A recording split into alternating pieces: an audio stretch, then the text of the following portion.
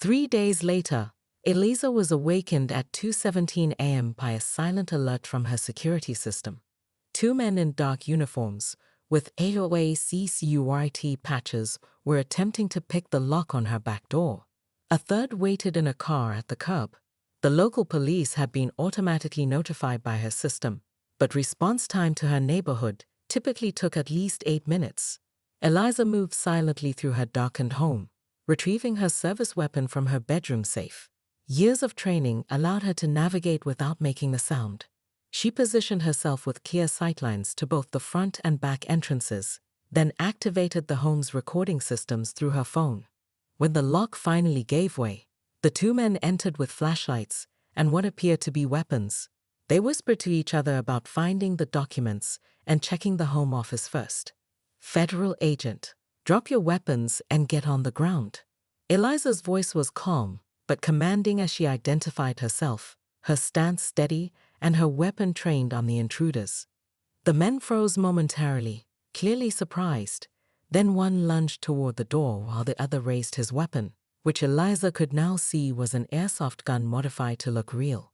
She fired a warning shot into the wall beside them, causing both men to drop to the floor in panic. "I said down, hands behind your heads. I am a federal agent, and you are currently committing multiple felonies." The shorter of the two men, whom Eliza recognized as Rick from the inspection team, reached slowly for his waistband. Eliza adjusted her aim. "Touch that weapon, and it will be the last decision you make. Hands where I can see them. Now." The authority in her voice left no room for negotiation. Both men complied, though their eyes darted nervously between her and the doorway. "Jason's still outside," the taller one muttered. "He'll what?" Eliza interrupted. "Call the police? I already did that. Or maybe shoot his way in? That would upgrade your breaking and entering to felony murder if anyone gets hurt." As if on cue, headlights swept across the front windows as the getaway car pulled away with squealing tires. "Looks like your friend just abandoned you," Eliza said coolly, never lowering her weapon. Smart move on his part. She could hear sirens in the distance now, growing louder. The men exchanged defeated glances. "You don't understand," Rick said desperately. "We were told this house belonged to Karen Whitfield." "Cool." Eliza kept her expression neutral, but her mind raced. The name meant nothing to her. The pharmaceutical whistleblower. She has files that. He stopped abruptly as his partner kicked him. "Shut up, man." Eliza's training kicked in automatically. This wasn't random. They were looking for specific documents and had targeted her house under the mistaken belief she was someone else. The implications were significant. Either they had bad intelligence, or someone had deliberately sent them to the wrong house. As red and blue lights finally illuminated her living room through the windows, Eliza maintained her stance. The pieces were starting to fit together, but the picture they formed was far more complex and dangerous than mere HOA harassment. Eliza Morgan had spent 15 years as a DEA agent, working everything from undercover operations to high-profile cartel investigations. After a particularly dangerous operation in Arizona resulted in multiple arrests, but left her with a bullet scar on her shoulder, she decided to accept a desk position at the agency's cybercrime division in a quiet Denver suburb. The move to Pinecrest Estate seemed perfect, a gated community with manicured lawns and a homeowners association that promised security and order. Eliza purchased a modest 3-bedroom home and kept to herself. Her neighbors knew little about her beyond her polite smiles and her habit of jogging at dawn. She preferred it that way. Years of undercover work had taught her the value of privacy. What Eliza hadn't anticipated was the zealousness of the Pinecrest HOA. Within weeks of moving in, she received notices about her garbage can placement, the shade of her mailbox, and the fact that her garden hose was visible from the street. She addressed each complaint promptly, but with growing irritation. As a federal agent, she found the petty tyranny of suburban rules somewhat amusing compared to the life-and-death situations she'd faced. One evening, after returning from a late meeting at the Denver field office, Eliza noticed a car slowly driving past her house for the third time. Her training kicked in immediately. She dimmed her lights, positioned herself by the window, and took several photos of the vehicle with her phone. Something wasn't right, and she knew better than to ignore her instincts. The following morning, Eliza ran the plate number through the agency database, a technically unauthorized use of federal resources, but her gut told her this wasn't just paranoia. The vehicle was registered to a private security company called Community Protection Services. No red flags appeared in the initial search, but that only heightened her suspicion. Perfectly clean records often indicated careful preparation. Over breakfast, Eliza called her former partner, Marcus Delgado, now working in the FBI's white-collar division. "Hey stranger," he answered cheerfully. "Missing the action already?" "Just being cautious," she replied, describing the surveillance. "Ever heard of Community Protection Services?" "Not specifically," Marcus said, his tone shifting to professional concern. "But we've seen a pattern of HOA-related scams in upscale communities. Everything from identity theft to blackmail. Want me to dig deeper?" "Not yet. Could be nothing." Later that day, Eliza received another HOA violation notice, this one claiming her backyard fence height exceeded regulations by 2 inches. The oddity wasn't the complaint itself, but the delivery method. Instead of mail or email, a man in khakis and a polo shirt with an HOA logo had hand-delivered it, asking to speak with her directly. Through her security peephole, Eliza had observed him photographing her doorway and windows before she opened the door. During their brief interaction, she noted inconsistencies in his story. He claimed to be newly hired, yet seemed familiar with longtime residents. He mentioned needing to inspect her back garden, but couldn't cite the specific bylaw being violated. Most telling was the earpiece he wore, unnecessary for a simple HOA representative, but standard for coordinated security operations. After he left, Eliza placed discrete cameras near her property line and activated the dormant security system that came with the house. That evening, she methodically cleaned her service weapon while reviewing the HOA charter on her laptop, searching for any legitimate enforcement division. Finding none, she made 2 decisions. First, to document everything meticulously. Second, to prepare her home for unwelcome visitors. Over the next 2 weeks, Eliza documented a pattern of surveillance around her home. The same unmarked sedan appeared at irregular intervals. Twice, she spotted men in poorly fitting security uniforms taking photos of her property. When she confronted one of them, he claimed to be from HOA Enforcement, a division that didn't exist according to the official Pennycrest HOA bylaws she had carefully reviewed. Eliza began a quiet investigation of her own. She installed discrete security cameras around her property and ran the license plates of the suspicious vehicles. What she discovered was troubling. None of the supposed HOA security personnel were licensed security officers, and one had a record of petty theft and impersonation. She reached out to the legitimate HOA board president, who seemed genuinely confused and concerned. "We don't have an enforcement division, Ms. Morgan. We send letters for violations, not people to your home." That same night, Eliza received an official-looking notice slipped under her door. It claimed her home would be subject to a mandatory inspection the following day due to multiple unresolved violations.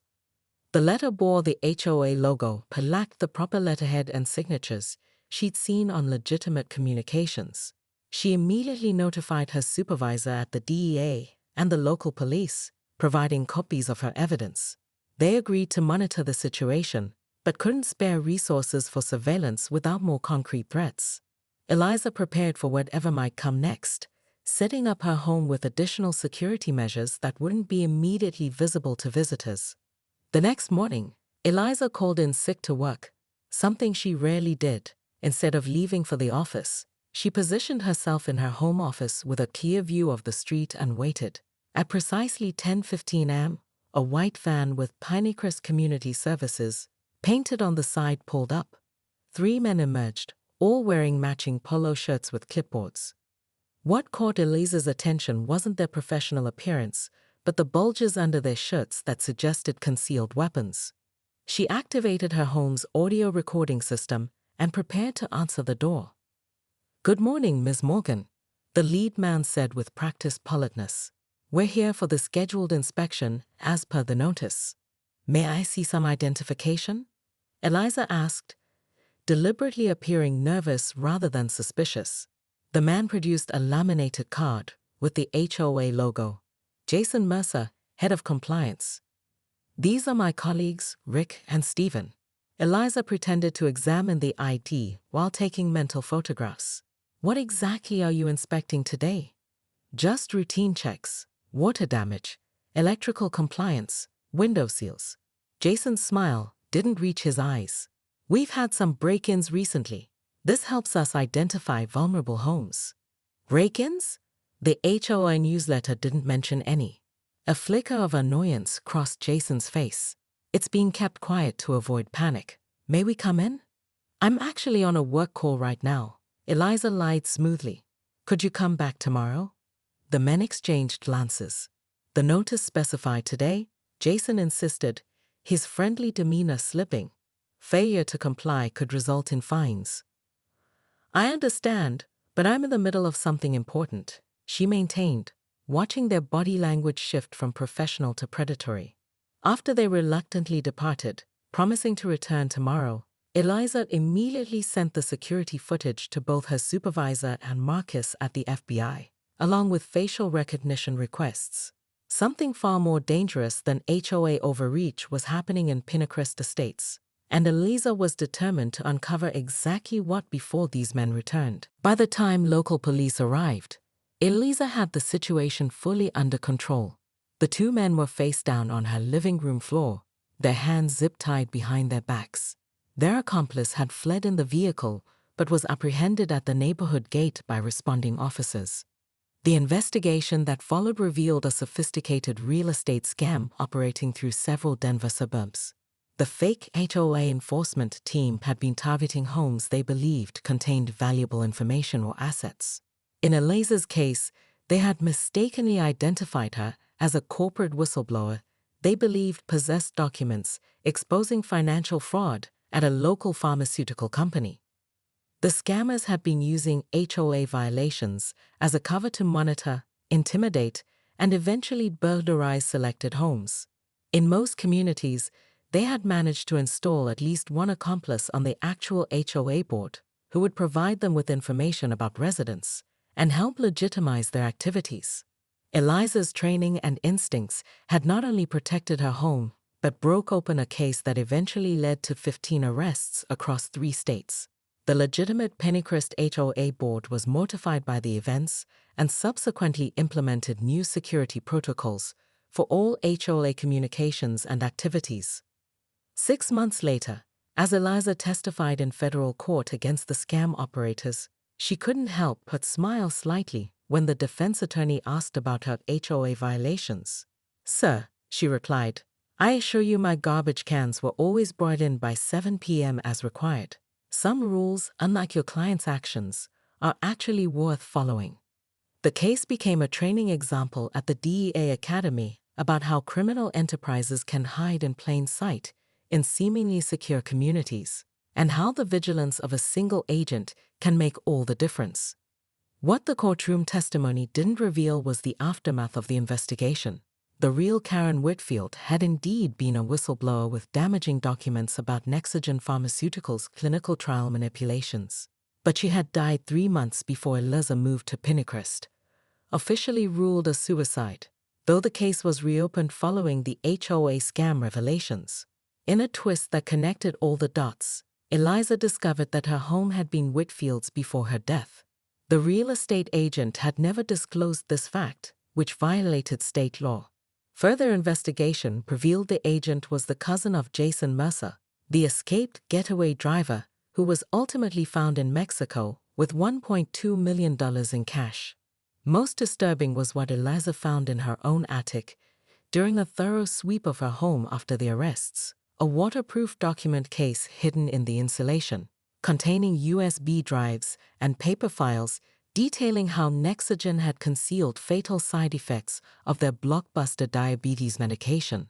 The documents had been in her house all along, left behind during the hasty cleanup and staging of the home after Whitfield's death. The pharmaceutical case eventually led to a $4.7 billion settlement and criminal charges against 3 Nexogen executives. Eliza received a commendation from the FBI director and was offered a position in their corporate crimes division, which she declined, preferring to remain in her quiet cybercrime role in Denver. She did, however, accept an appointment to the Pennycrest HOA board, where she became known for her reasonable approach to rule enforcement and her uncanny ability to spot fraudulent activity before it took root. Her garbage cans, neighbors noted with amusement, were always brought in precisely on time.